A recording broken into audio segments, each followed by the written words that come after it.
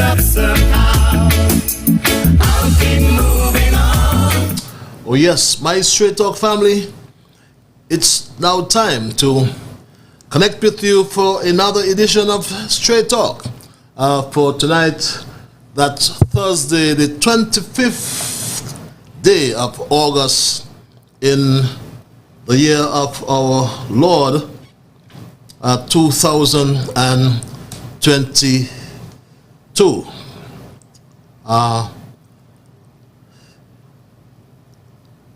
I want to welcome our first timers. We usually have first timers, and in the event we do have any first timers for tonight, I want to welcome you and just inform you that Straight Talk is a public service program that facilitates and promotes free expression on all issues of national interest, be they legal, be they environmental, be they technological, social and or economic issues and or political issues. Then my Straight Talk family, you have an opportunity to express yourselves freely. We try to raise the level of national consciousness. We try to raise the level of national discourse by alerting our people to their rights, to their responsibilities, and certainly to their obligations. My name is Ian Patches Liburd, and I give Almighty God thanks for blessing me with yet another opportunity to join you in conversation on yet another occasion.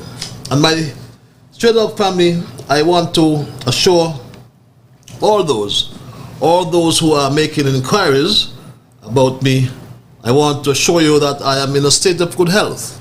I want to assure you that God has continued being good to me, and I believe that whatever His will, so will it be. I always, as well, strongly believe, and I know that He is the absolute judge, and promotion cometh neither from the east, nor from the west, nor from the south, but it comes from Almighty God, who sets up one and puts down the other.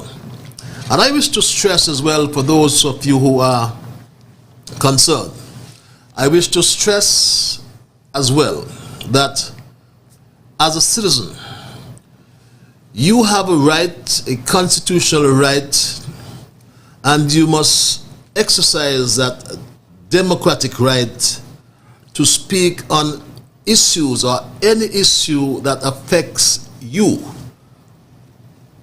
and or your country. And of course, rights come with responsibilities, and we just have to be careful what we say and how we say it. But do not ever for one moment be afraid to express your constitutional right, because the Constitution guarantees the fundamental rights, and one of such rights is the right to free speech. So your fundamental freedom and rights are all protected by your Constitution, and do not be afraid to speak. I always say, from the time I've been on talk radio, that when you come to Straight Talk, all we do is talk the truth. And if the truth hurts, I'm sorry, but I'm not going to compromise with the truth. Because, our freedom is something else, and we must protect our freedom. And it was Princeton University professor Robert George who opined that freedom can be taken away, but it can also be given away out of sheer ignorance. And that has always been my mantra as I continue to serve my people over the years. I'm going to repeat that for the benefit of those who may have missed it or do not understand it.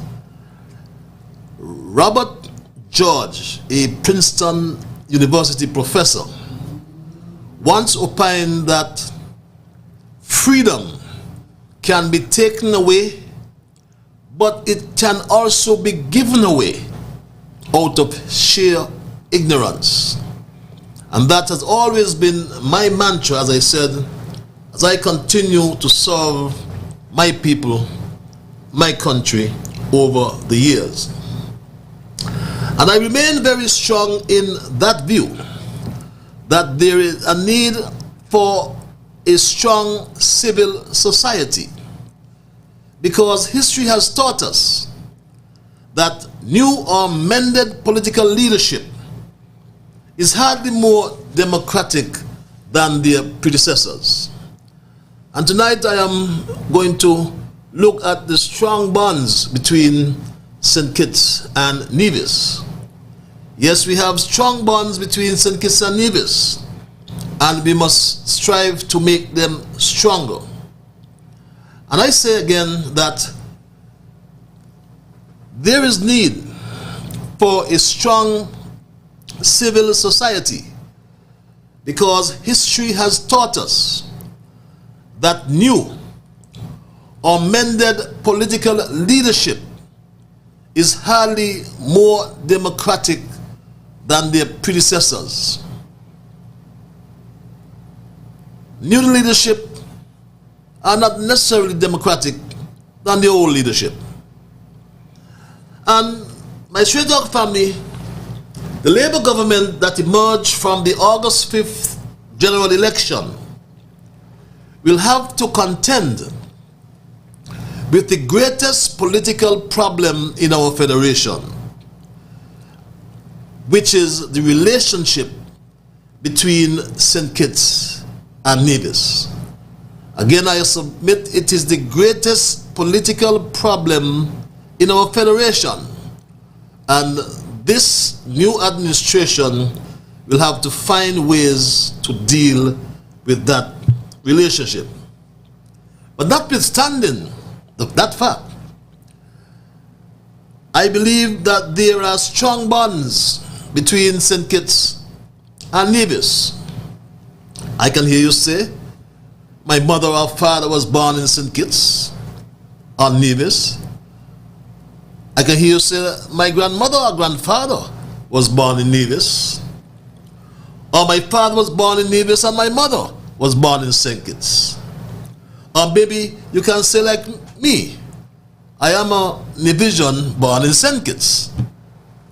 Now, the problem therefore seems to have its roots in the collaboration between existing political parties on the two islands. Existing political parties on both islands. And if we take an historical journey and reflect on our past history, we will find that St. Kitts and Nevis were inhabited by Carib Indians when in 1493 the history books have recorded that Christopher Columbus landed on the larger islands, or the larger island of St. Kitts, I should say, on his second voyage, and named it after St. Christopher, his patron saint. The English shortened it to name, or shortened its name to St. Kitts. Columbus also claimed that he discovered Nevis on the same voyage. How many of us remember that song? Christopher Columbus, blasted liar. But you know, he claimed that he discovered Nevis as well on his second voyage, and reportedly called it Nevis because of its resemblance to a snow-capped mountain described in Spanish as Nuestra Señora de las Nieves, or in English, Our Lady of the Snows. As the first English colony in the Caribbean, St. Kitts served as a base for further colonization in the region. Both of our islands of St. Christopher and Nevis were British colonies since the 17th century, although we were always administered separately. A union of St. Kitts and Nevis had been proposed as early as in 1867 in an attempt to unite the administrations of both islands. But this plan was strongly opposed and was eventually withdrawn in 1868. However, in 1871, St. Kitts and Nevis became presidencies within the federal colony of the Liburd Islands, and Anguilla was attached to St. Kitts as a dependency in that same year. Approximately 11 years later, in 1882, the legislature of the Leeward Islands passed laws that merged the two administrations and formed a combined presidency of St. Kitts and Nevis. The name of the colony was changed in 1951 to include Anguilla, but the Leeward Islands colony was then disbanded as a result of the frequent tension between its members. From 1958 to 1962, St. Kitts, Nevis, and Anguilla. St. Kitts, Nevis, and Anguilla formed a province of the West Indies Federation, electing 2 members to the House of Representatives and also having 2 senators appointed by the Governor General. In 1967, very interesting year, I'm sure, to many of us, St. Kitts, Nevis, and Anguilla was granted full internal autonomy as an associated state of the United Kingdom.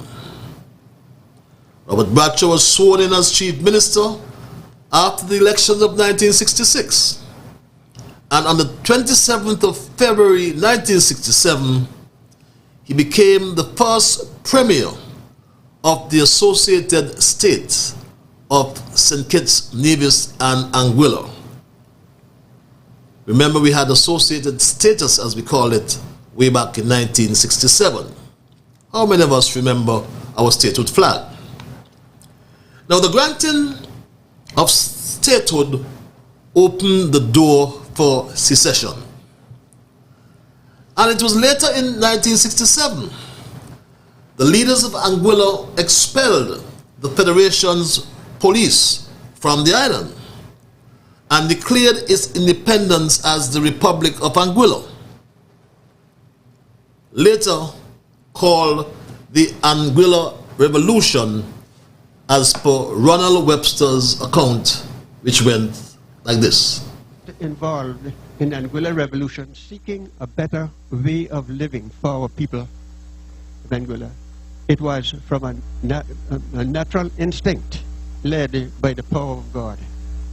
Anguilla Revolution responded to oppression. It demanded sacrifice so that the generations of our people could live with dignity and self-respect. Our 1967 revolution created opportunities for all Anguillians. If Anguilla did not take that political stand in 1967 against St. Kitts government, our people would never have been given to make a decision, to vote in an election, not to determine their own destinies. We must always remember that Anguillians are the heirs of the 1967 revolution, and we should respect and accept this privilege doors are opening that were not open before, and we're hopeful that our people will enter those doors as they open. That's what it's commonly referred to as the attempted overthrow of the Bradshaw government.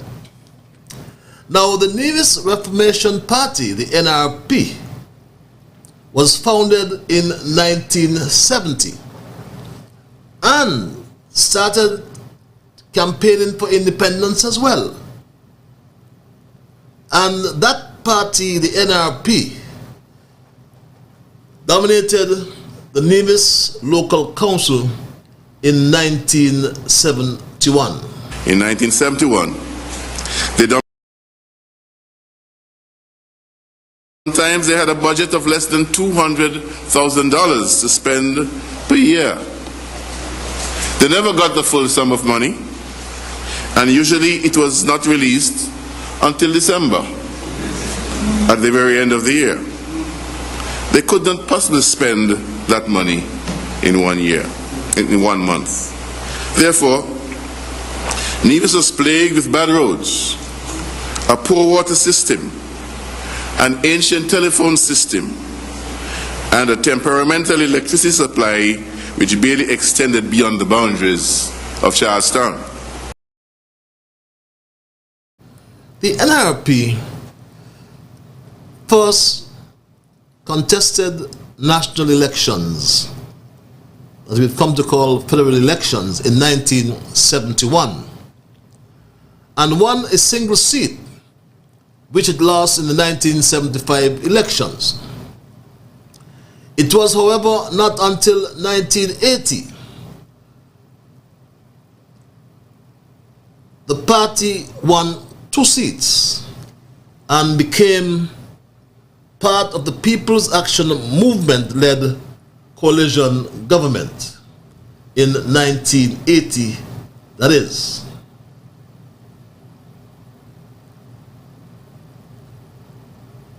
You have to go back and see what life was.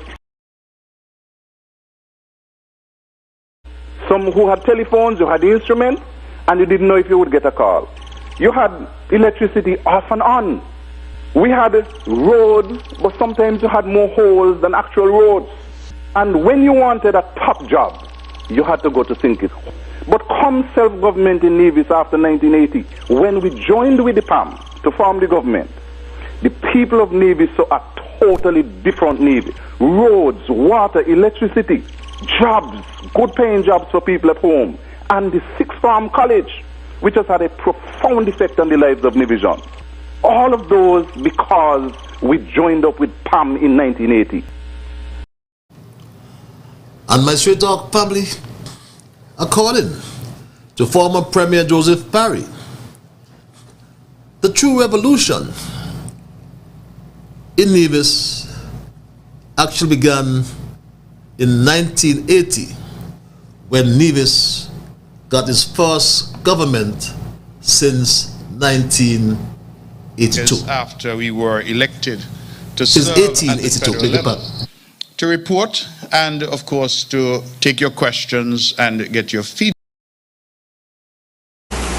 In the face of formidable hostility, threatened by the army, and with a fickle British government, these men persevered until 1980, when a coalition between the People's Action Movement and the Nevis Reformation Party was formed.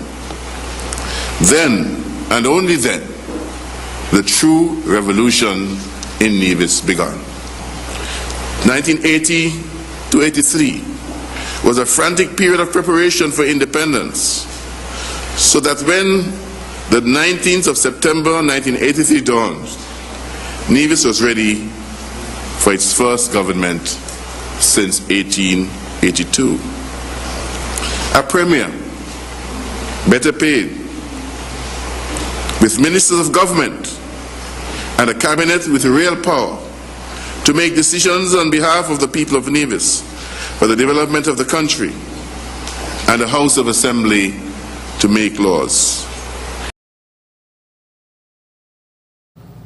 Under the Constitution, Nevis was given considerable autonomy as intimated with an island assembly, a premier, and a deputy governor general. Under certain specified conditions, Nevis can secede from the Federation. In fact, in June 1996, the NIA the NIA, according to former Premier Parry, Concerned Citizens Movement, announced its intention to do so.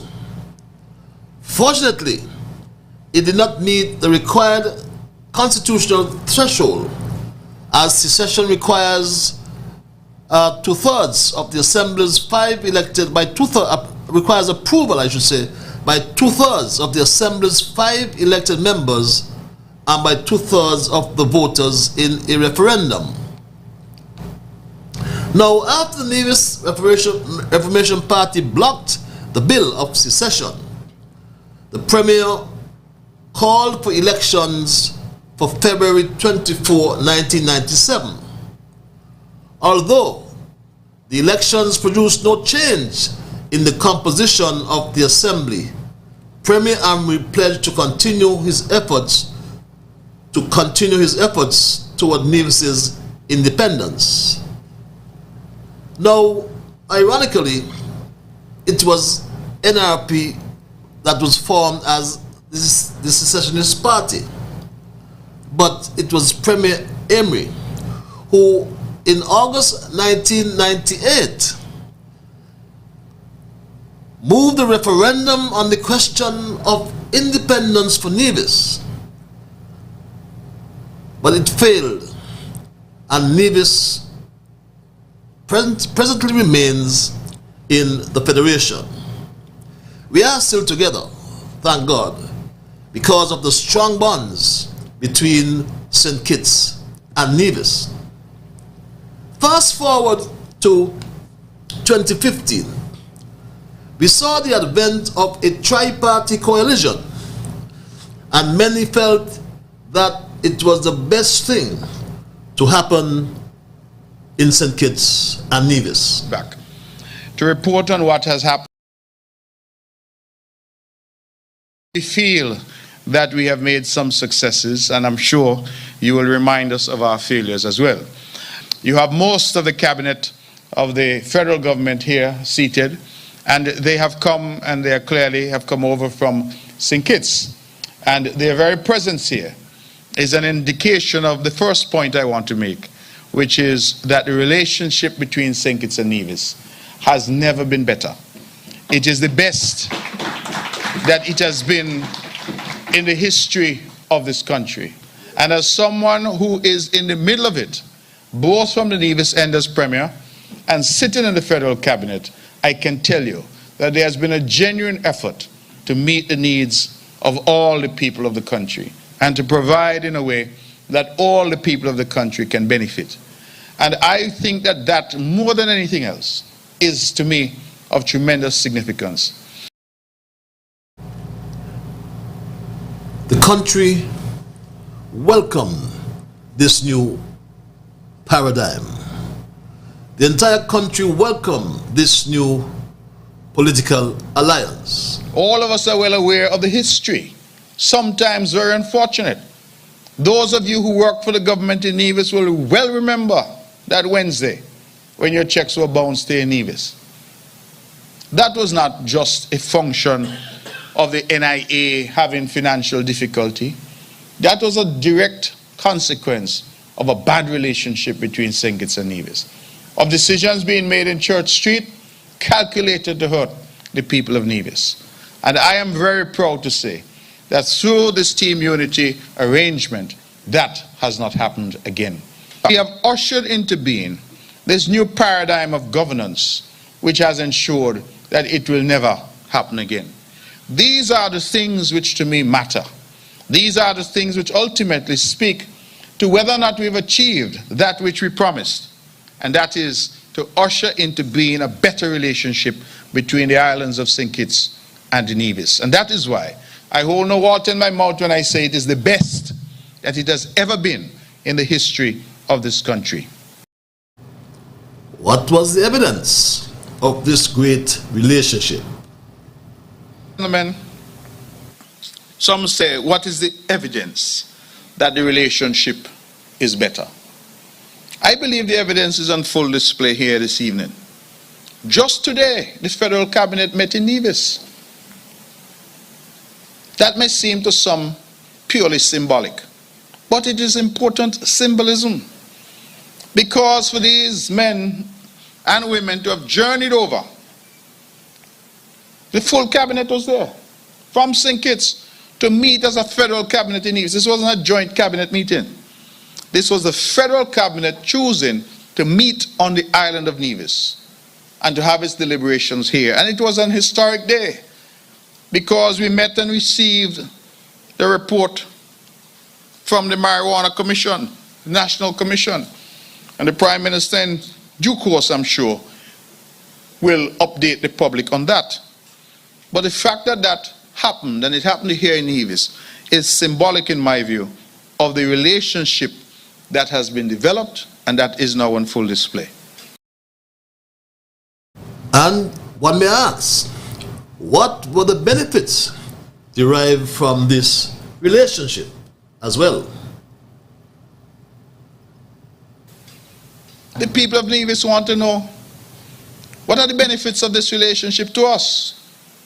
And I like to remind people, because one thing I've found, that memories can sometimes be a little short. So it's important to repeat, sometimes ad nauseum to repeat, so that people have a continued appreciation and understanding. The water taxi pier there at Wale, which is now almost at its completion stage, that would not have been possible were it not for this unity arrangement. The geothermal project, yes, we have not yet got to where we are, but we are where we are in terms of distance because of assistance through this unity government. The Mondo track, which will again host the inter-primary sports. Recently I heard some hubbub. People say, oh, it's not finished because the stadium isn't there. And I said, well, Rome was not built in a day. But 2 years ago, our children were running on grass and dirt. 2 years later, our children are running on a first-class facility, on a first-class track. And whilst the stadium may not yet be finished, nobody can persuade me that running on dirt and grass barefoot is better for our children than running on a top-quality professional track that we have at the Mondo facility. We look at the airport runway at Van Samry. The tower needed equipment. The Alexandra Hospital wing, which is now under construction. Equipment for the Long Point port. The generator at Nevlec. The Treasury building that now towers above Charlestown. The water project that you see unfolding throughout Nevis. All of these have benefited.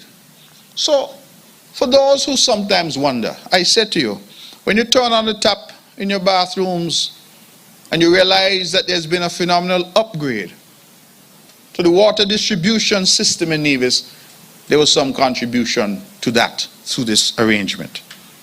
Equipment at Long Point, generator at Nevlec, keeping the lights on. You all remember not so long ago, we had rolling blackouts in Nevis. We were having serious problems. And this CCM government took the decision to go out and to purchase a brand new generator. That generator has come, but it came again through assistance from this relationship. And I believe that that is important. I don't even know if I need to mention that through this relationship, the people of Nevis, like their counterparts in St. Kitts, have benefited from not one, not two, but 3 successive double salary payments to public servants. In fact, if there's one downside to it, it looks like it's becoming the norm. Because last year, some people had the temerity to say to me, they should get a triple. The double too small now. So in a way, Prime Minister, we are setting a bad precedent because people are now expecting a double salary every year and even saying the double is too small, they want a triple. But it tells you how the expectation has grown because the government has delivered. In the past, the only time you ever heard about double salary was when there was some gimmickry involved, when an election was pending. That's the only time. Here you have a government which is celebrating 4 years, and for the 3 years in a row, it has been able to give a double salary to civil servants. And yes, having listened to that confession that it was the best relationship ever in the history of St. Kitts and Nevis, you then conclude, but something or some things went wrong along the way. And we can all agree, I am sure, that change, as we intimated some programs ago, change is unavoidable. We can also agree to change the things we can and accept the things that we cannot change. But truth be told, it took a change. It took a team unity administration. It took a new philosophy. It took a new vision of empowerment across the political divide to bring Nevis into a genuine federal relationship. Something that was proposed way back in 1882 and 140 years ago. And it did not work back then. And it seems to be working now in spite of the things that went wrong. So the bonds between St. Kitts and Nevis must be strong. But there is a new political dispensation in St. Kitts and Nevis. New political leadership came into power following the premature election of August the 5th, 2022. And let me replace that word power with office. A new political leadership came into office in pursuance to the premature election of August 5th, 2022. One of the first commitments of the new Prime Minister Terence Drew was to sit with the Premier of Nevis to hammer out the tough issues, as he called them. This was his first commitment. I will sit with the Premier of Nevis, and we have to find a way to hammer out the tough issues of CBI revenues, the tough issues that deal with aspects of the Constitution that really need to be dealt with so that we can have a better relationship, so that these matters, they don't raise their head again. And I've said, I know they had what you call a Charlestown Accord, but then we see that, people want to, respecting it, saying that it's not worth anything. So anything we do has to be done in a legislative framework that would have the strength to survive. And therefore, that is how I think we have to move. But I'm committed to resolving these issues. And where there are inequities or where there any sense of mistreatment and not be given a fair share, we have to deal with those type of issues. So we have to deal with it fairly so that St. Kitts feels satisfied and Nevis feels satisfied. For the strong bonds between St. Kitts and Nevis, I believe, can only get stronger if and when the issues have been dealt with fairly. And I agree with Prime Minister Drew. We have to deal with the issues in an equitable manner. I also agree with him that we must do everything within a legislative framework and in a way that St. Kitts feels satisfied and Nevis feels satisfied. The decisions, however, ought not to be shrouded in some secrecy or in the dark. My position is very clear. I have made it known to all and sundry. My position about revenue allocation, tax or non-tax, revenue is revenue, irrespective of the economic classification. And that's my view. And the Constitution, which is the supreme law, provides the legal framework that's being talked about. The supreme law provides the legal framework to advance the equitable allocation, the fair allocation of revenue between St. Kitts and Nevis. Prime Minister Drew and the Premier Brantley held their first meeting, I am advised, on August 19. I think that's last week, Friday.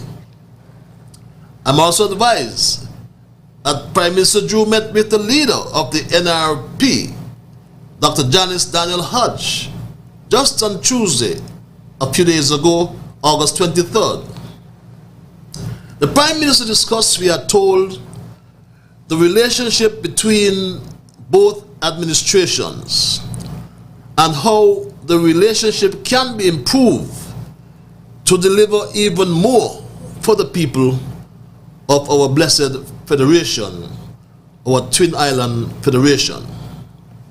But Prime Minister Drew must make no mistake, and he must offer no patronage whatsoever. Prime Minister Drew must be guided by the Constitution.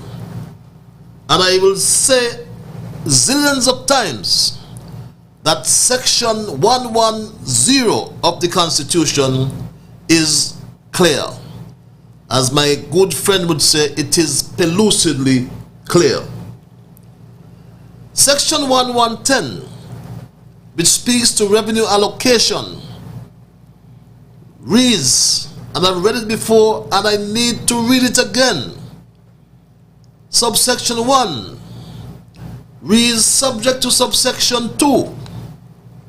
The proceeds of all taxes collected in St. Christopher and Nevis under any law shall be shared between the government and the administration, and the share of each shall be determined by reference to the proportion between the population of the island of St. Christopher and the population of St. Christopher and Nevis as a whole, as the case may be.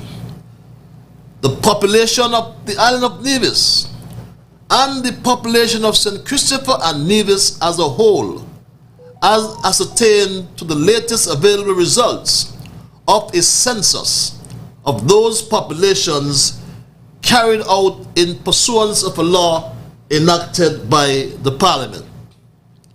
Subsection 2. The share of the administration under subsection 1 shall be subject to the following deductions.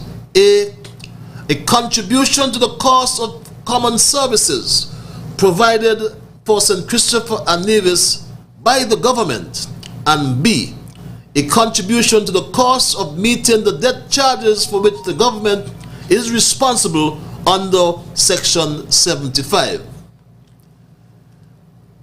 The Governor General, it continues, may make rules.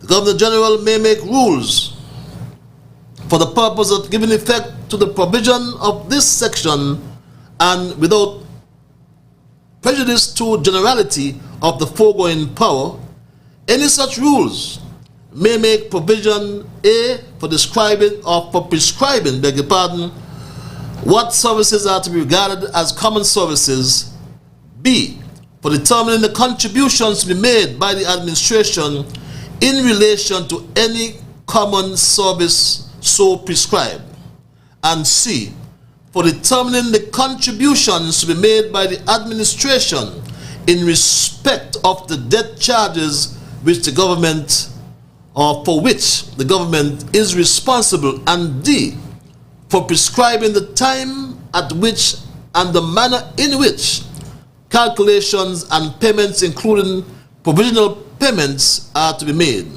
And finally, the powers of the Governor General under subsection 3 shall be exercised by him or her on the advice of the Prime Minister, but no such advice shall be given without the concurrence of the Premier.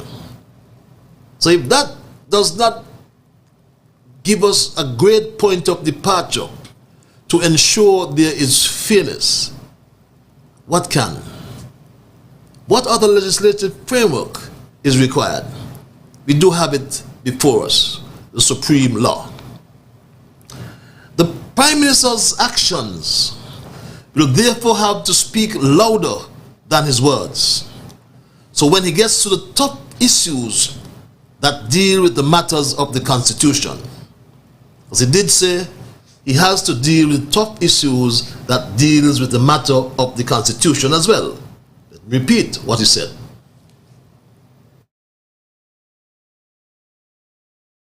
To hammer out the tough issues of CBI revenues, the tough issues that deal with aspects of the Constitution that really need to be dealt with so that we can have a better relationship, so that these matters, they don't raise their head again. And I've said, I know they had what you call a Charlestown Accord, but then we see that, people weren't, respecting it, saying that it's not worth anything.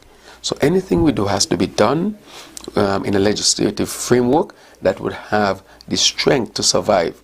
And therefore, that is how I think we have to move. But I'm committed to resolving these issues. And where there are inequities or where there any sense of mistreatment and not be given a fair share, we have to deal with those type of issues. So we have to deal with it fairly so that St. Kitts feels satisfied and Nevis feels satisfied. I really like the approach of the Prime Minister. If we are going to be talking about equitability, if that's a word. And as I said before, I'll repeat, the Prime Minister's actions will have to speak louder than his words, however. So when he gets to the top issues that deals with the matters of the Constitution, he must examine. Nevis, for example, gained home rule under the Independence Constitution in 1983. They run their show in Nevis. They call it autonomy. And if there is going to be equality of opportunity for all, then the legislative framework must be considered to give St. Kitts home rule as well. You must give St. Kitts some autonomy as well. That's the tough issues that have to be dealt with. It's more easily said than done. If you ask me, I do not believe it can be done right now. But it is something that has to be considered if we're going to talk about fair share for St. Kitts or equity for all, fairness for St. Kitts and fairness for Nevis. The architects of our 1983 Constitution, we must agree, did what was politically convenient to the Simmons administration.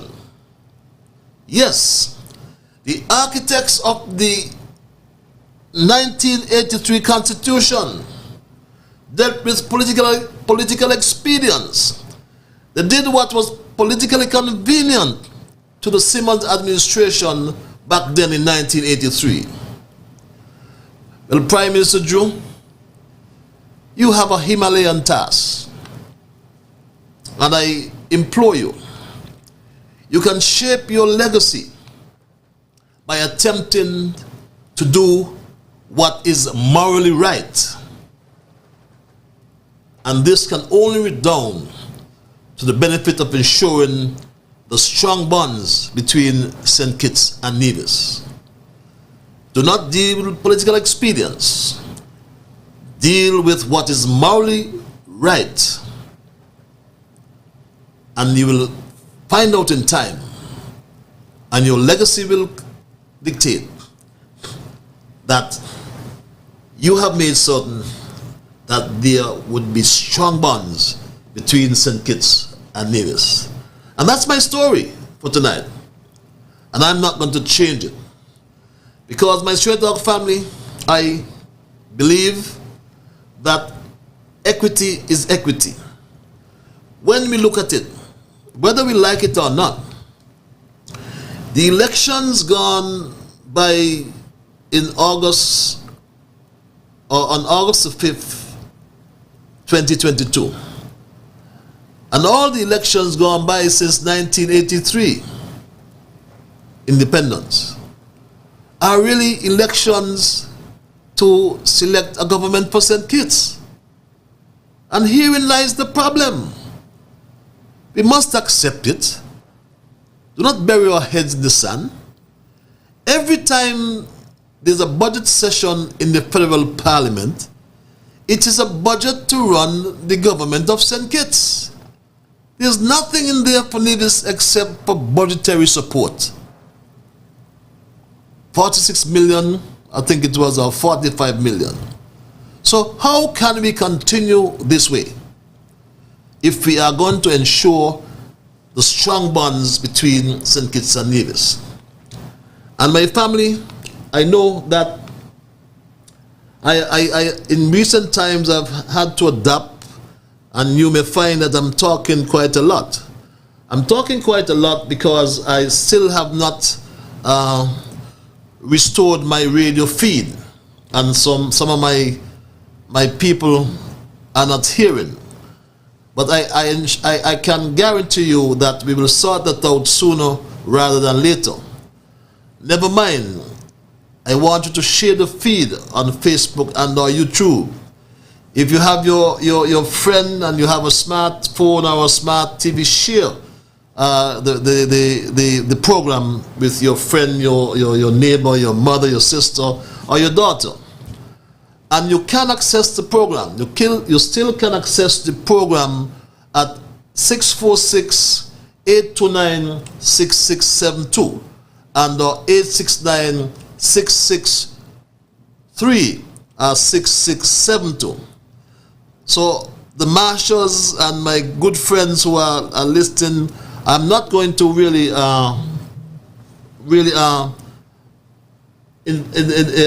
open the lines, or rather I should say I've opened the lines for you to intervene anytime. If you feel like calling, just pick up your phone and call. Just ensure that you be fair to all concerned.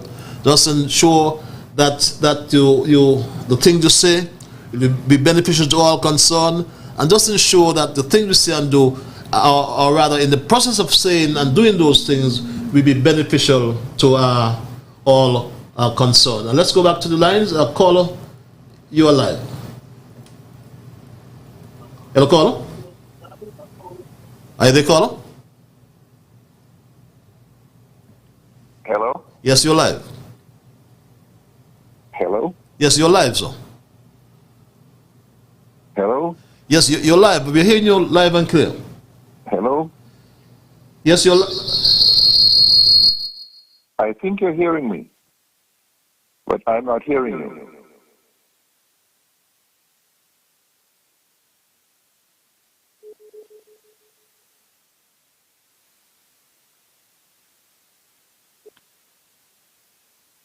Hello? I'm hearing your caller. Go ahead. Again. Okay, we seem to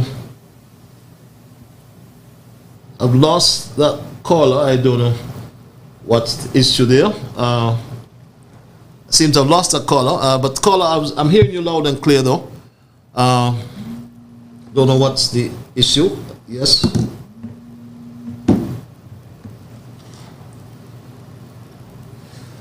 Yes, caller, you're live. Hello, caller.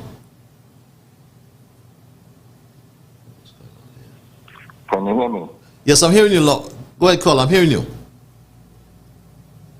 Ambassador, can you hear me? Yes, I'm hearing you, caller. I'm hearing you loud and clear.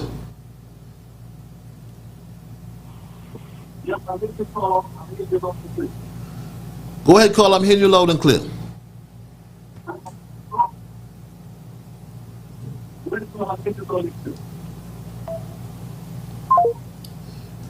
Okay, I seem to be having some difficulty there with that telephone line. When things expect to go good, they don't at times, but let's see what we can do to sort out that telephone line. But yes, my Straight Up family, you can access the program, like I said. You can access the program, like I said, at 646-829-6672 and or 663-6672 is the local number as well. I was hearing that caller, but that caller is not hearing me for whatever reason. But I can implore you to try again. So yes, my Straight Up family, if you're joining me for the first time, we are looking for the bonds. Yes, caller, you're live. Yes, caller, you're live.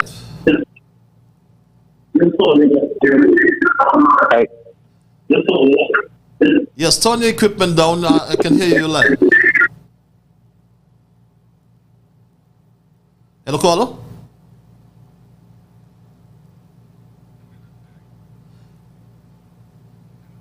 Yes, I'm hearing you loud and clear, sir. Ambassador, Your humble servant. I think we know each other. Voice sounds familiar. As far as yes. My name is Anthony Ross. Judge Queen's Counsel. How are you, sir? Well, I am doing well. The thing is, right now, I believe between the current federal government with 6 seats and the CCM with 3 seats, they've got 9. And I believe that if both sides would start looking at the Constitution, the areas where they've got a common view on reform, it could be very helpful. I've heard mention of the unity agreement. I've heard mention of the charts on the court. Those documents exist. I think that they should be made public. And elements, and both of them refer to constitution reform, they refer to boundaries. Because if you are going to continue working with what was put together in 1983 as the Constitution, is going to result in a lot of arbitrary decisions, things that you cannot foresee, and is akin to trying to keep water uphill with a rake. Theoretically possible, but only theoretically. You go back and you look at the Constitution of 1983, and there were a lot of things wrong about it. But you have to start with where you are. Between 1983 and now, each political party could be, if they want to cooperate, can provide a list of all the changes they would like to see. And if those are collated, I've got no doubt that you'll find in excess of 85% are in the same camp. So I'm saying that the facilities are available if there is the political will. Thank you. Well, before you go, Counsel, you mentioned the Constitution of 83, right? In terms of the as I mentioned, the home rule for Nevis, shouldn't there be home rule for St. Kitts as well? That is something that could be seriously considered, and that's why I am saying the same rules that apply to somebody who is going into school at the first time, 5 or 6 years old. When you reach 15 or 16, there are also rules, but not necessarily the same rules. One or two of them might still apply. For instance, you go to school and you respect your teachers and so on. But rather than go through and sort of do a condemnation, a total condemnation on the Constitution provision, you start by recognizing you are where you are. And you sit and determine what you want as far as the future is concerned. And I am saying here, if you look at the unity agreement, and you also look at the Charleston Accord, I am persuaded, I am convinced that Dr. Drew could find stuff in there. Particularly if you just look at constitution reform, because most of the queries that I've heard and most of the complaints speaking about Nevis, speaking about spaceship, speaking about all of those things, you run the risk of passing legislation that's inconsistent with your constitution. And you're just spending a lot of time spinning wheels and going to court, rather than people sitting down and the same way that they could hatch what turned out to be this currently unworkable constitution, some thought can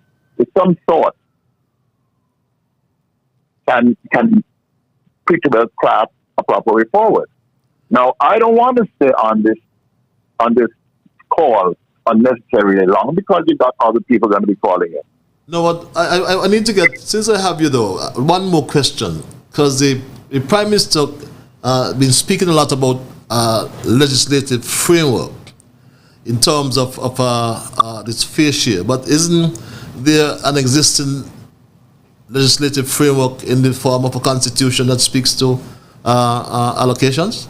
Do we need something else new? Yes, but it has created so many problems. I mean, you just look around the Commonwealth. You look around any place. For instance, you look at the United States as for instance. How many amendments have they had to their constitution? Okay? You look at Canada. Canada had an 1800s constitution. They came up with one in the 1900s.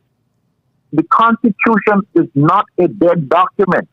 It is supposed to be a live document, and as we advance, we've got to amend the Constitution accordingly.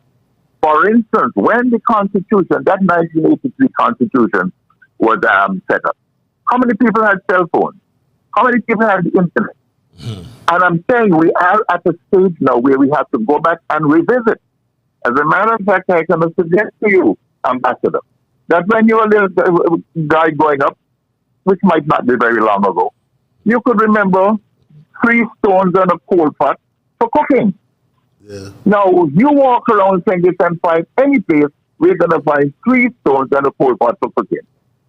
I bet most of the people living in St. Kitts never heard of a Dover pot. Okay? Never heard of a clay pot that you've got to put oil in it and boil that oil for a long time in order to get the pot ready to be able to cook. So don't go back and say, let's go back and spend so much time on that, on what happened in 1983. In most of my years in North America, I wound up working for a lot of indigenous people. And they had some frameworks which were put in place in, I don't know whether 1850 to 1872 or whatever. And one of them required that Indians had a special capacity for hunting and fishing as usual. What as usual meant then is different to what it means now. Anyway, you've got my views. Thank you very much for that thought-provoking intervention. Thanks a lot for your input tonight, Queen's Counsel. And you all the best. Thanks a lot, my dear brother. All the best to you as well. Thank you. He did say that the Constitution is not a dead document. I think those were his words. Right? It's a live document, and it can be amended. But I'm always of the view, I don't know if I am right, that one of the most difficult documents to amend is the Constitution, because of the threshold required, especially certain areas in terms of the 2/3 majority. There's some straightforward action that can be implemented in terms of amendment that may need just a simple majority. But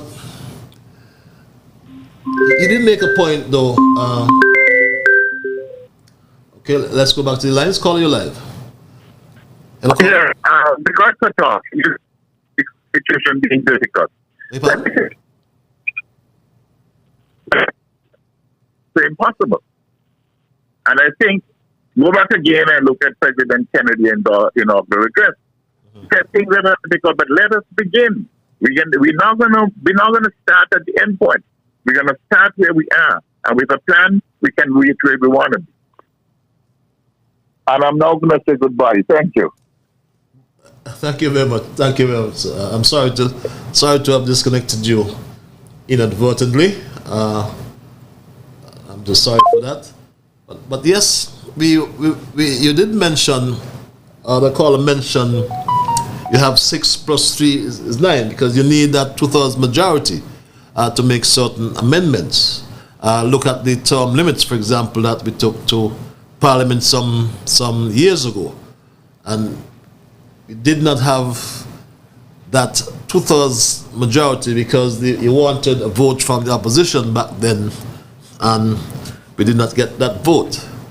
But yes, the Independence Constitution of 1983, as I said before, and I say again respectfully, that the architects of this Constitution at the time produced a document that created political convenience, or that was politically convenient to the then Simmons administration. And I submit that Prime Minister Drew can shape his legacy by attempting to do what is morally right for St. Kitts and Nevis and move away from the political expediency. Because, as I said, whether we like it or not, whether we believe it or not, every December, on the basis of the Constitution, the NIA, as I said, has been given its autonomy. It can rule. It can pass its own legislation. Nevis has gained home rule, as I said, under the Independence Constitution in 1983. So the NIA would go to the Nevis Island Assembly and approve its budget for Nevis. When we come to the Federal Assembly, the St. Kitts government approves a budget for St. Kitts. It is a budget for St. Kitts. It has absolutely nothing to do with Nevis. All the capital projects, all the capital expenditure is for St. Kitts. So herein lies the problem, if it is really a problem. But my family, if you have just joined me, you are listening to Straight Talk if you just happen to bump into the program. And for those who may have just joined me, we are looking at what I call the strong bonds between St. Kitts and Nevis. And there are strong bonds. Our family bonds in particular. And my family, I can hear you say, many of you, my mother was born in Nevis, or my grandmother was born in Nevis, my grandfather was born in Nevis. Or hear you say, my father was born in Cotton Ground, Nevis, and my mother was born in Old Road. Or I can hear you say, my father was born in Brown Hill, and my mother was born in Cairn. Or you can say like me, I am a Nevis man born in St. Kitts. Because there's no Liburds that came from St. Kitts. Liburds are Nevisians. So I claim that right as a Nevisian born in St. Kitts. But the truth is that, and I recall as well, I can reflect on the days when we had vacation. You heard that caller speak about Clipart and so on, but on the days when we had vacation in our time growing up, we never had the wherewithal to go to the United States or to Canada for vacation. We in fact went to Nevis for vacation. That's our vacation. We go over to Nevis, and the Nevisians will come down to St. Kitts. And that's where the bonds remained, or how the bonds remain strong. But the strong bonds between St. Kitts and Nevis have to be protected. And as I said from the beginning, Princeton University Professor Robert George opined that freedom can be taken away, but it can also be given away out of sheer ignorance. And that has always been and will always be my mantra as I continue to serve my people and my country. I remain very strong in the view that there is a need for civil society, because history has taught us that new or mended political leadership is hardly more democratic than their predecessors. I want to repeat that. History has taught us that new or mended political leadership is hardly more democratic than their predecessors. And I also submit that our new administration of a few weeks old will have to contend with the greatest political problem of our federation, which is the relationship between St. Kitts and Nevis. But notwithstanding that fact, without fear of being contradicted, or without fear of contradiction, I think it is said, there still remain, and I believe there will continue to be, strong bonds between St. Kitts and Nevis. St. Kitts and Nevis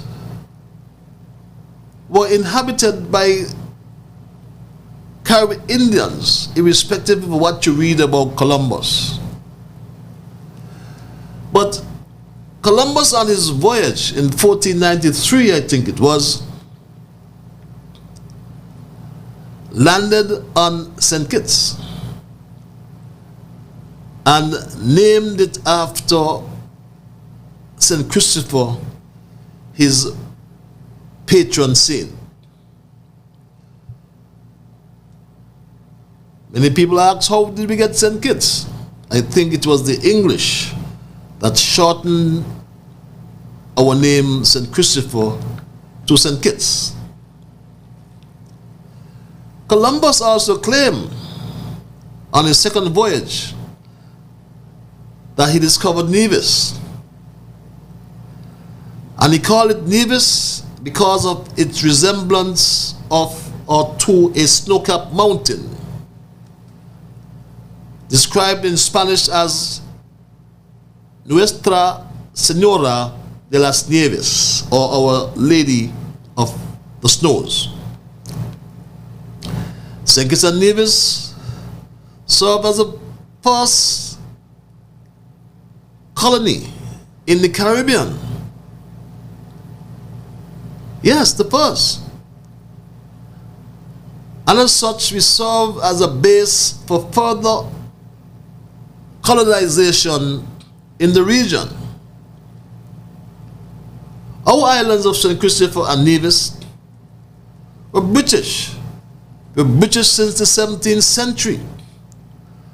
And we were always administered separately. When the attempt or the proposal was made to bring St. Kitts and Nevis together, way back in 1867, to unite or amalgamate the administration of both islands, there was strong opposition back then. But 140 years after, Nevis got its own administration since 1882. Because in 1871, St. Kitts and Nevis became presidencies within the federal colony of the Leeward Islands. And Anguilla was appended to St. Kitts as a dependency in 1871. And in 1882, the Leeward Islands legislature passed laws that brought or merged the two administrations and formed a combined presidency of St. Kitts and Nevis. The name of the colony changed in 1951 to St. Kitts, Nevis, and Anguilla. But the Leeward Islands colony was then disbanded as a result of frequent tension between the members of the Leeward Islands associations. Now, it was from 1958 to 62 when St. Kitts, Nevis, and Anguilla formed the province of the West Indies Federation.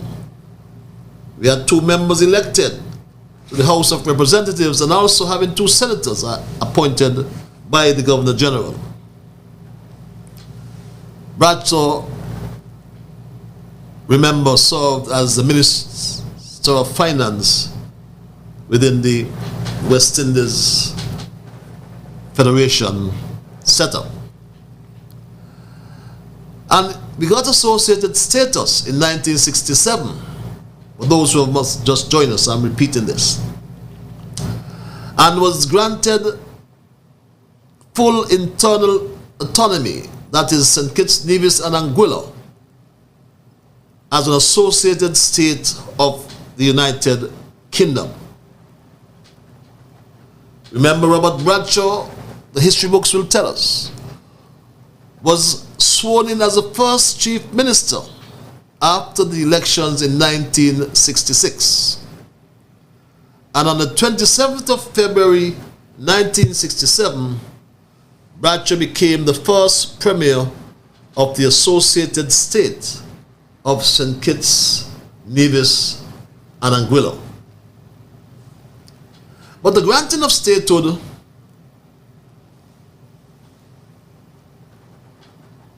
opened the door to secession.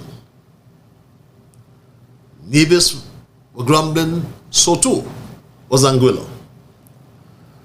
And it was in 1967, we've heard of the overthrow of the Bradshaw, or the attempted coup, it is referred to as well, an attempted overthrow of the Bradshaw regime. It started in Anguilla when the leaders of Anguilla expelled the police from the island, and it declared its independence in 1967 as the Republic of Anguilla. It was later called the Anguilla Revolution, and Ronald Webster went on record to say this.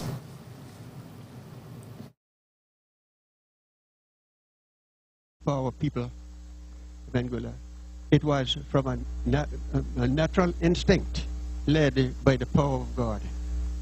Anguilla Revolution responded to oppression.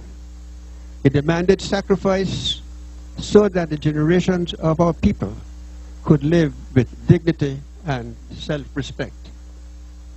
Our 1967 revolution created opportunities for all Anguillians.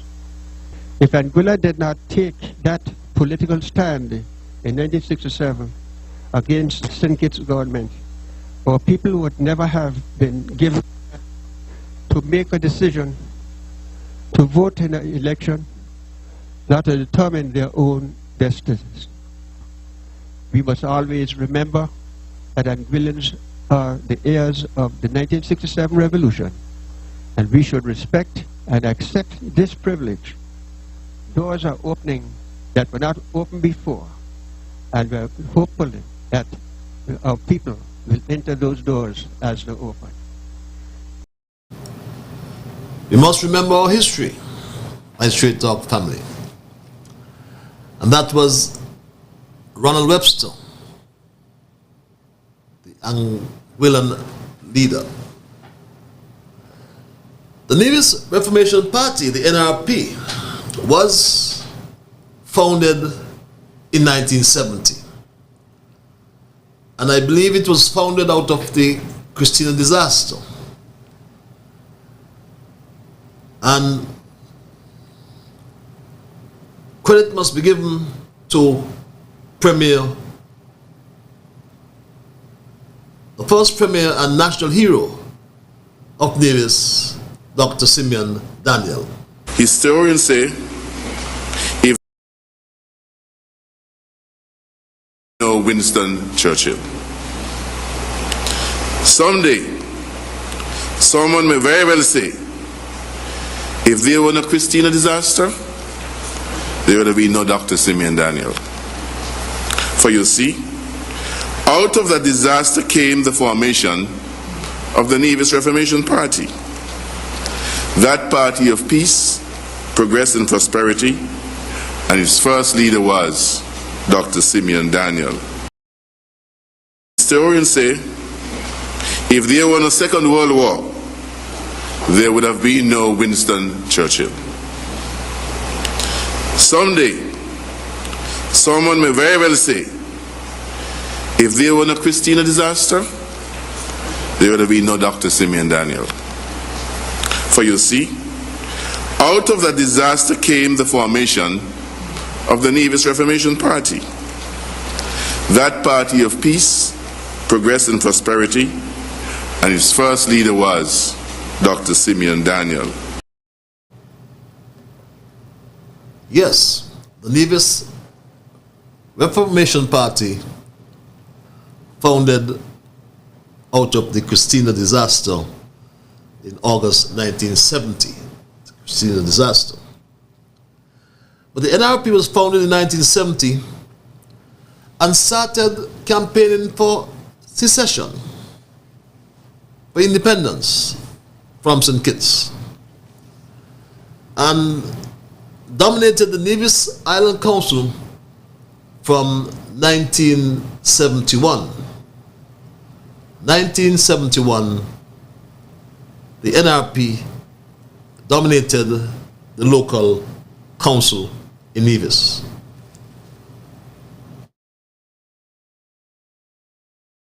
Sometimes they had a budget of less than $200,000 to spend per year. They never got the full sum of money, and usually it was not released until December, at the very end of the year. They could not possibly spend that money in 1 year, in 1 month. Therefore, Nevis was plagued with bad roads, a poor water system, an ancient telephone system, and a temperamental electricity supply which barely extended beyond the boundaries of Charlestown. said an ancient telephone system. But the NRP first contested the national elections, now called the federal elections, in 1971. They won a single seat in 71, which they lost in 1975. But in 1980,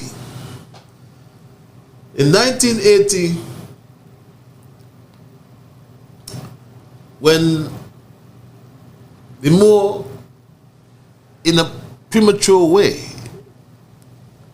in his attempt to avoid calling the parliament and affording Kennedy Simmons his rightful place in the assembly, he decided to call the elections. And it was after the 1980 elections, the NRP won 2 seats and coalesced or became a part of the People's Action Movement-led coalition government. And that was our first coalition government in the Federation. And that brought quite a lot of improvement for Nevis. And according to former Premier Joseph Parry, he likened it to the true revolution in Nevis, which began in 1980 when Nevis got its first government since 1882, beg your pardon. Remember, there were 2 administrations, believe it or not.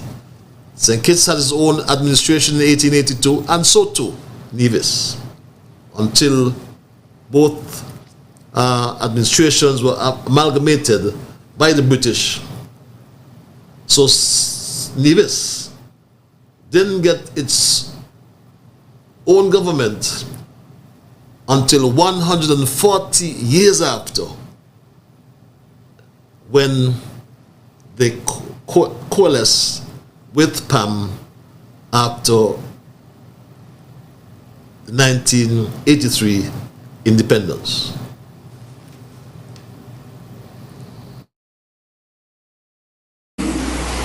And with a fickle British government, these men persevered until 1980, when a coalition between the People's Action Movement and the Nevis Reformation Party was formed.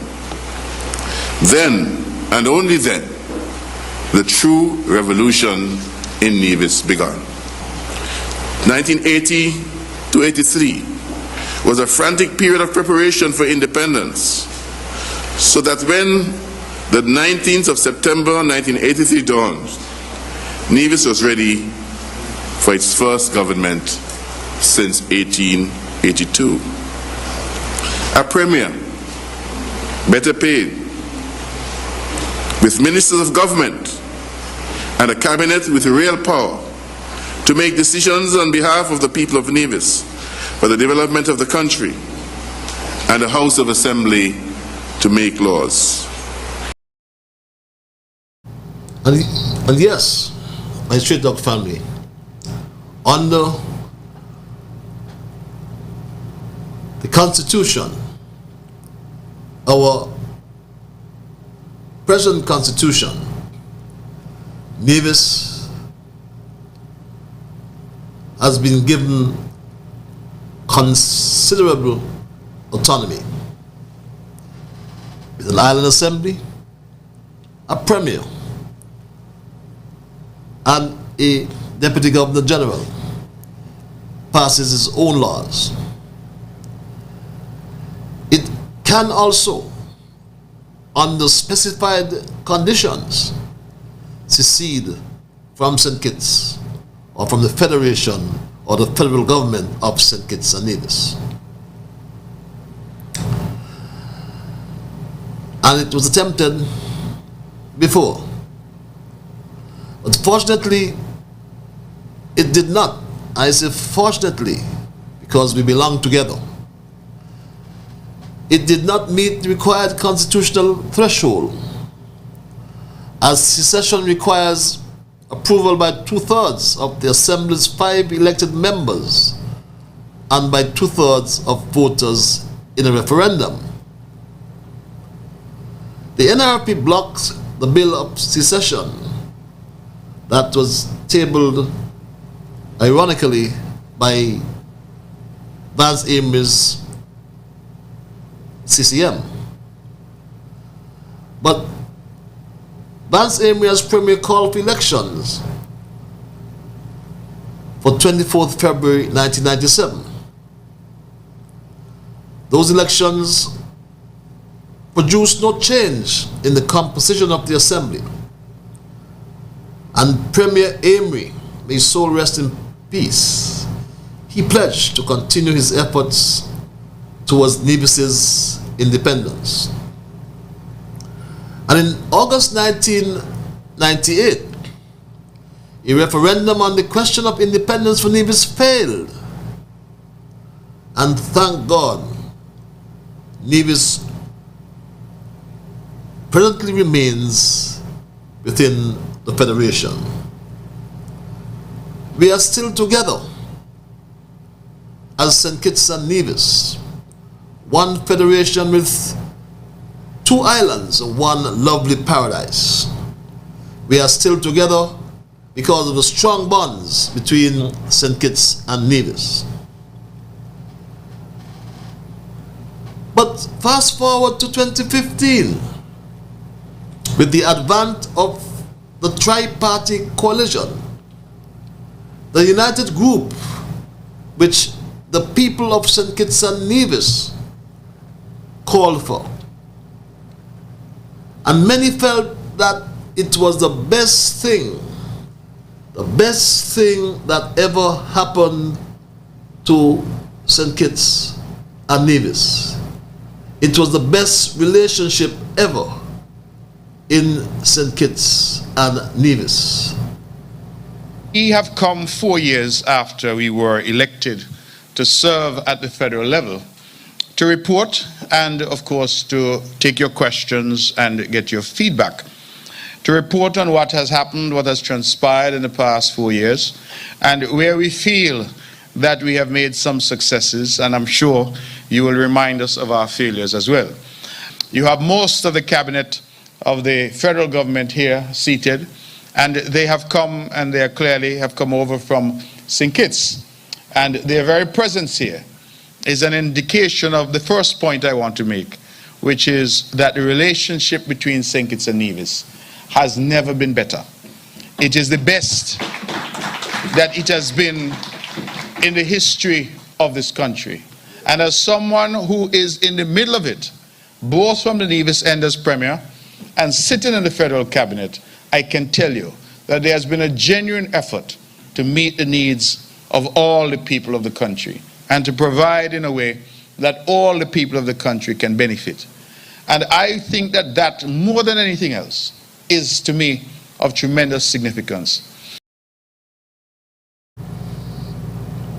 And yes, my Straight Talk family, the entire federation, the whole country, welcome this new fundamental way of ensuring good governance. The entire country welcome this new paradigm of good governance. History, sometimes very unfortunate. Those of you who work for the government in Nevis will well remember that Wednesday when your checks were bounced in Nevis.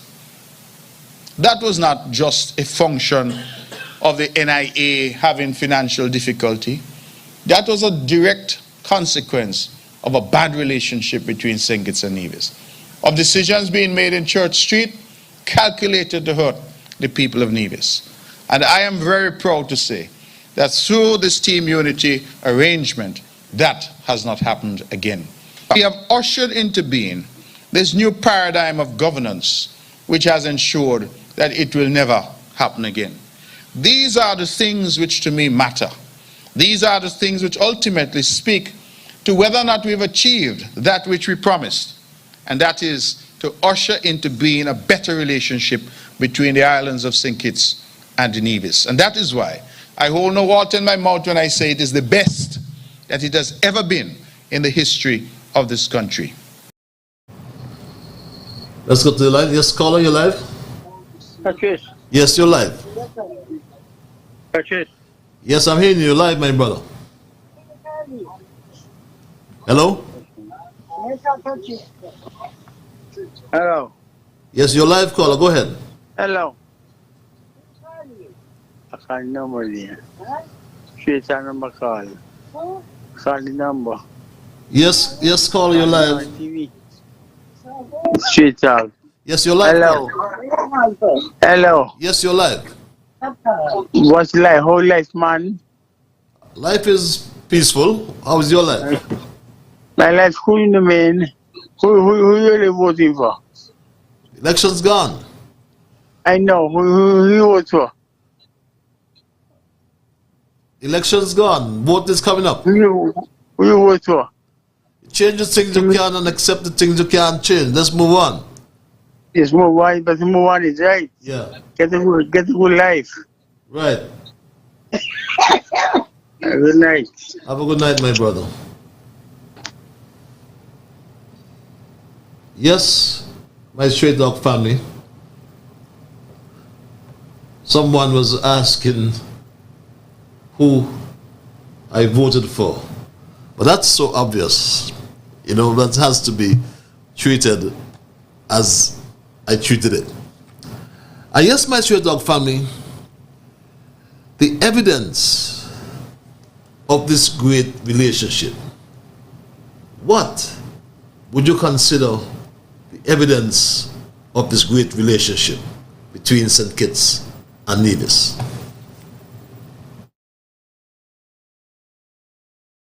Relationship is better. I believe the evidence is on full display here this evening. Just today, the federal cabinet met in Nevis. That may seem to some purely symbolic, but it is important symbolism. Because for these men and women to have journeyed over,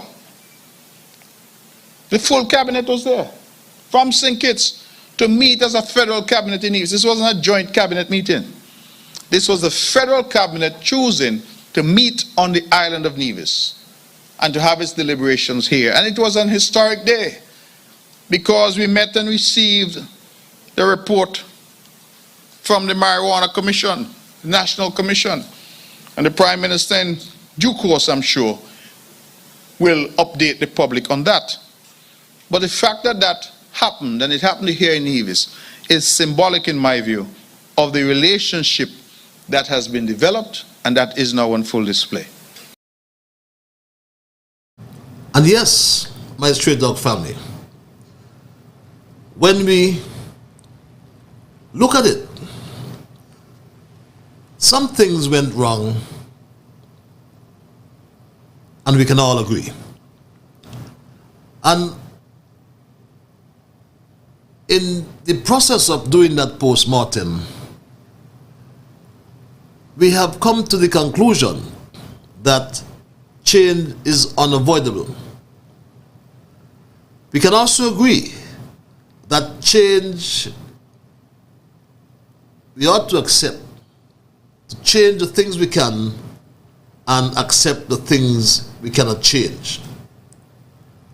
But truth be told, it took a team unity administration.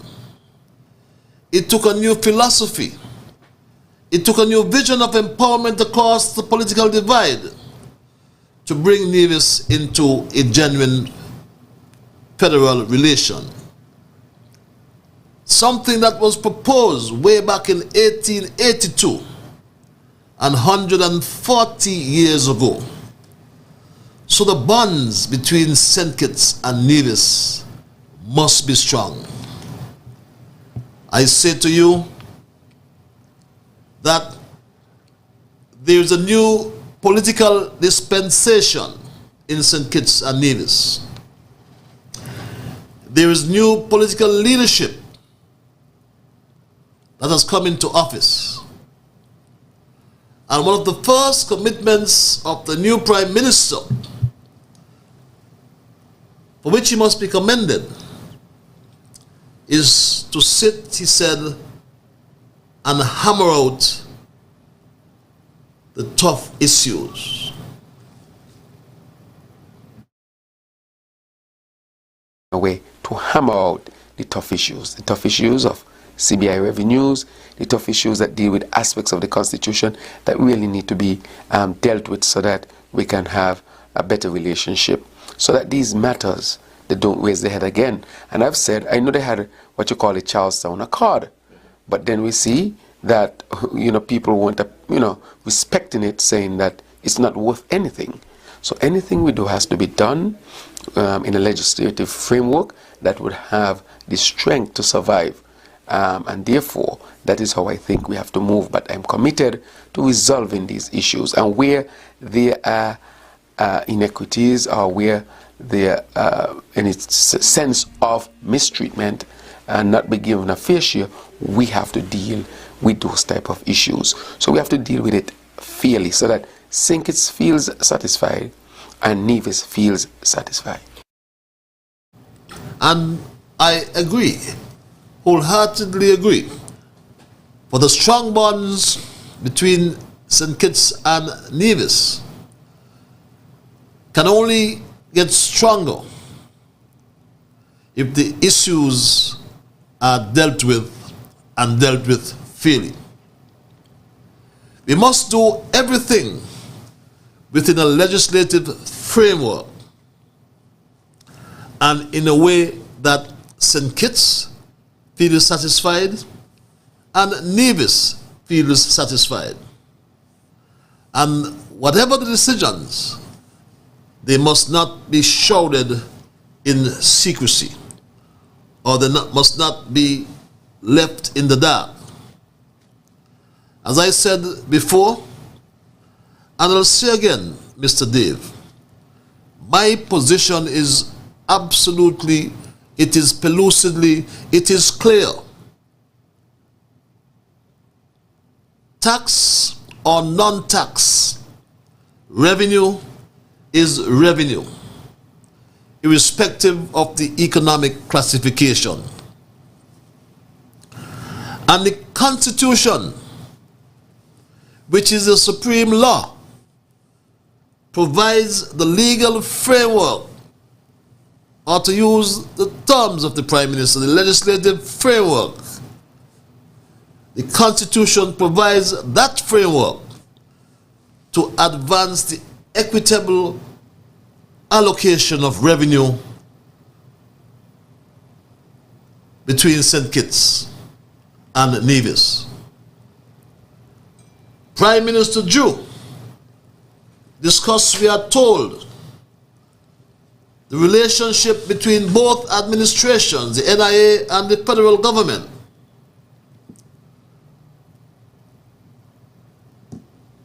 Yes, we are told that discussions were held on how the relationships can be improved to deliver even more for the people of the Federation. But the Prime Minister must make no mistake and offer no patronage, but he must be guided by the Constitution and Section 1110, which is pellucidly clear. And for those who may have just joined me, and for those who may not have heard it before, Section 110 of our Constitution speaks to revenue allocation. That's the legislative framework. That's the legal framework. We need not look nowhere else. or we need not look elsewhere. Because it says the proceeds of all taxes collected in St. Christopher and Nevis under any law shall be shared between the government and the administration, and the share of each shall be determined by reference to the proportion between the population of the island of St. Christopher and Nevis and the population of St. Christopher and the Nevis, and the population, beg pardon, of the island of Nevis and the population of St. Christopher and Nevis as a whole, as ascertained by reference to the latest available results of a census of those populations carried out in pursuance of a law enacted by Parliament. And my Stray Dog family, constitutional reform, as my colleague has just said, is the only answer. How do we get that constitutional reform? It's not as easily done as said. But what I can say as we wind down tonight's programming, the Prime Minister's actions will have to speak louder than his words, however. Because when he gets to the tough issues, he has to act in a tough manner. The tough issues that deal with matters of the Constitution. And as intimated earlier, there ought to be constitutional reform if we are going to change things. How do we reform the Constitution? It's not as easily said as done. You need that 2/3 majority. As I said before, Nevis gained home rule under the Independence Constitution in 1983. Do you believe that the current crop of politicians or political leaders have the political will to reform our Constitution? These are some of the questions we'll have to ask ourselves.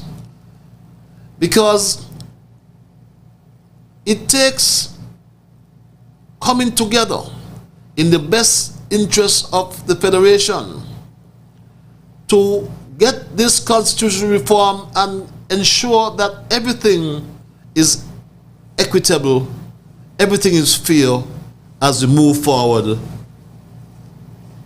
in this country. Nevis, as I said,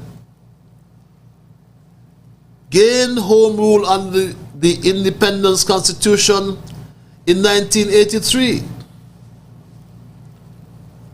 And if there's going to be equality of opportunity for all, then the legislative framework must be considered to give St. Kitts home rule as well. This has to be done if, as I said, there's going to be equality for St. Kitts and equality for Nevis. How are we going to do this? It can be done in so many ways. How do we map the process to constitutional reform? Someone wrote, and I'll read it. As a start, strike a Constitution Review Committee to report back to government within a specified time. And therein starts the bureaucracy. But it is a start. Do you believe that we should start with a Constitutional Review Committee to report back to government within a specified time? Should that Constitutional Review Committee be clothed with independence? Or should we have representation from all parties in the country. The mechanics can be worked out quite, or the modalities can be worked out quite easily. But this is a suggestion coming forward. But my family, things ought to be done if we are going to have equality for Nevis and equality for St. Kitts.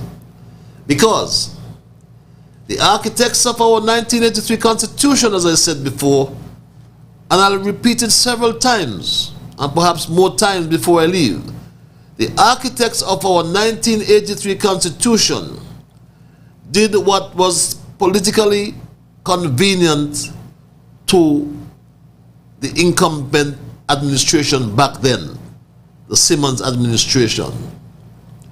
It was all about political expedience or political expediency.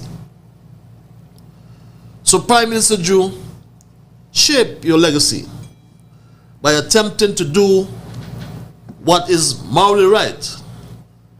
And this can only redound to the benefit of ensuring the strong bonds between St. Kitts and Nevis if we are going to move forward and just stop this revolving door. My family, there are many different views on the issues I've raised tonight. And that's what Straight Talk is all about. Straight Talk is about diverse views. But we have to exactly, contrary to what some may opine, if you do not know where you came from, Emmanuel, you cannot know where you're going. And while we're not going to drive the car in the rearview mirror, the fact is you have to establish where you are if you are going to determine where you're going. It's not about crying over spilled milk, my brother. It's about analyzing and determining where you are, and to establish that, you must first know where you came from. And once you have established where you came from and established where you are, then you will determine where you are going and how you will get there. And my family, we look tonight at the issues of our bonds between St. Kitts and Nevis. Many of you have sent me messages as relates to the current issues in St. Kitts and Nevis. The issues of the Bastille High School and other issues, the issues of the VAT and other issues. I've decided I will not deal with them at this point in time. Perhaps, just perhaps, next week I'll deal with those.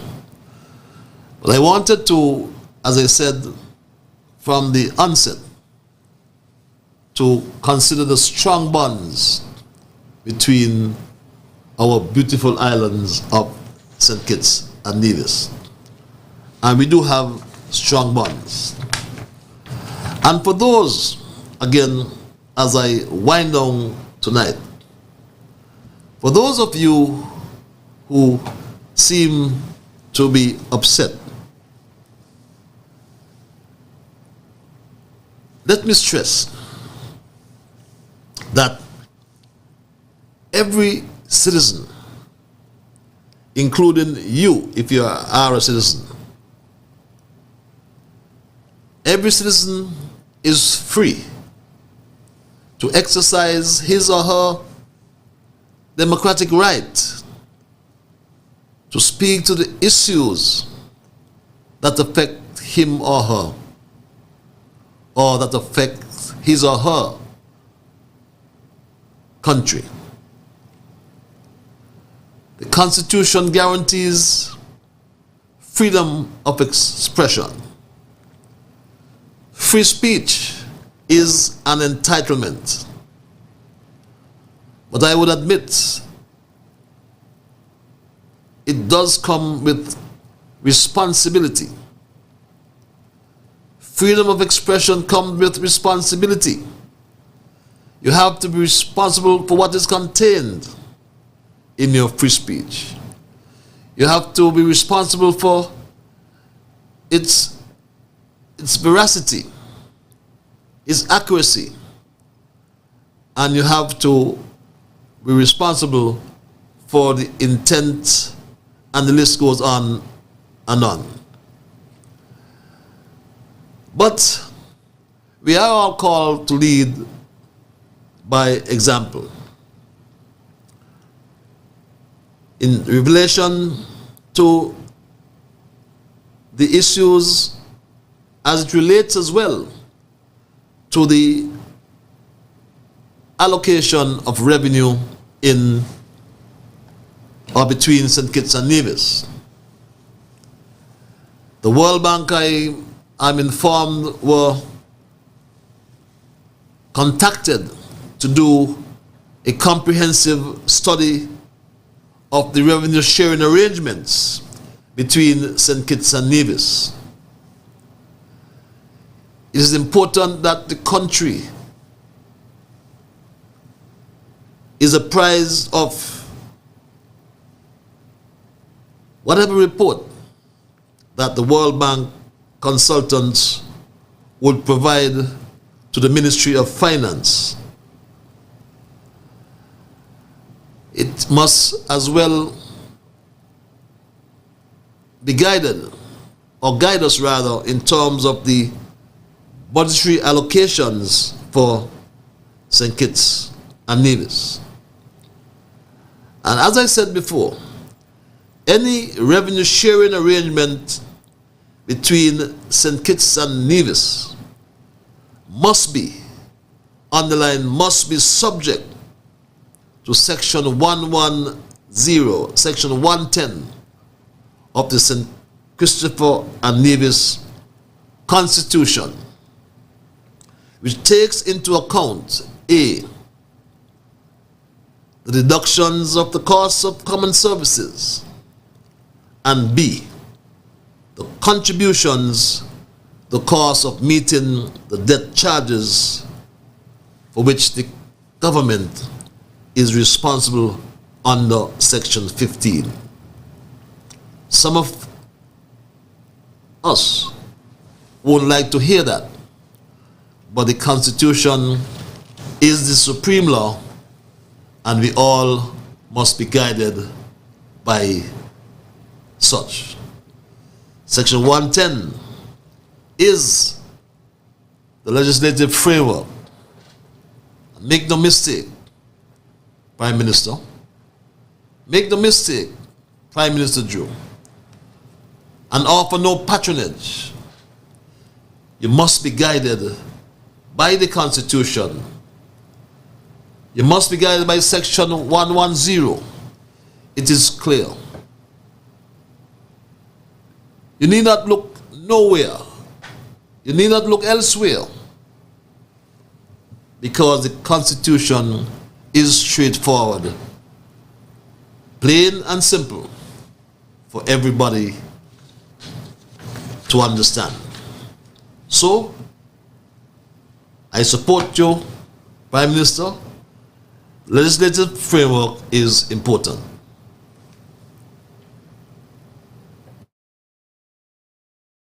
Hammer out the tough issues of CBI revenues, the tough issues that deal with aspects of the Constitution that really need to be dealt with, so that we can have a better relationship, so that these matters they don't raise their head again. And I've said, I know they had what you call a Charlestown Accord, but then we see that, people weren't, respecting it, saying that it's not worth anything. So anything we do has to be done in a legislative framework that would have the strength to survive. And therefore, that is how I think we have to move. But I'm committed to resolving these issues. And where there are inequities or where there any sense of mistreatment and not be given a fair share, we have to deal with those type of issues. So we have to deal with it fairly so that St. Kitts feels satisfied and Nevis feels satisfied. Charleston Accord, Prime Minister, was between three parties. Interestingly enough, the people have put those parties on the opposition benches. The people obviously knew why. The people made that determination, and only the people know why. For the strong bonds between St. Kitts and Nevis, they can only get stronger when the issues are dealt with fairly. I agree with you, Prime Minister. I agree that we must do everything within the legislative framework and in a way that St. Kitts and Nevis feel satisfied. My brother, yes, calling you live. Hello. Okay, we seem to have lost that caller. Yes, we seem to have lost the caller. Everything must be done within the legislative framework and in a way that St. Kitts feels satisfied and Nevis feels satisfied as well. And as I said before, and I'll close in this way, it must not be shrouded in secrecy. The country must know. The actions of the Prime Minister will have to speak louder than his words when he gets to the top issues that deals with the matters of the Constitution. And as I wind down, I will end as I started, with the words from Professor Robert George, who said, and I quote, "Freedom can be taken away, but it can also be given away out of sheer ignorance." And that has always been and will continue to be my mantra as your host of Straight Talk. And I continue to serve my people over the years and years to come. I will remain strong, very strong in the view that there is a need for a strong civil society, because history has taught us that new or mended political leadership is hardly more democratic than their predecessors. There's one problem that has emerged since the August 5th general elections, and we will have to contend with that problem. I consider it the greatest problem of our federation, which is the relationship between St. Kitts and Nevis. Notwithstanding that fact, I believe that there are strong bonds between us both. So my straight dog family, I end this way as I started. It can only redound to our benefit if we ensure that there are strong bonds between St. Kitts and Nevis. That's my story tonight, and I'm not going to change it. My time is done, and I'm going to run. But until we connect on Monday, beg your pardon, have yourselves a wonderful weekend. Be good to all whom you meet. And remember in the process that whatever your mind conceive, that you will achieve. But first of all, you must believe. So when you wake in the morning, thank God for the morning light. Thank Him for taking you through the night. And my straight dog family, keep moving on. Bye-bye. Until we connect on Monday.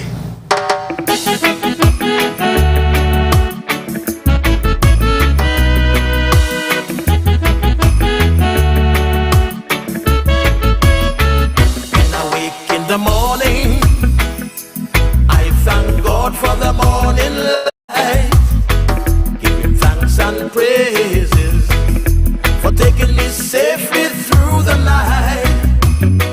For the rest of food and loving care, and for my mother's breath of life that's got me here.